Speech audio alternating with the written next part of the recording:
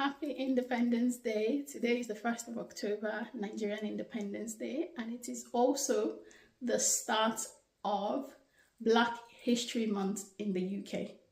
What better way to celebrate this than by saying your Yoruba name with pride? My own name is Abosede. Abosede. This means a girl child that is born on a Sunday. Abaosede. Omotobaosede, a child that came with a new week. That is the meaning of my own name. Yoruba names, Abosede is Oruko Amutorunwa. So it means that the child is born and has come with that name.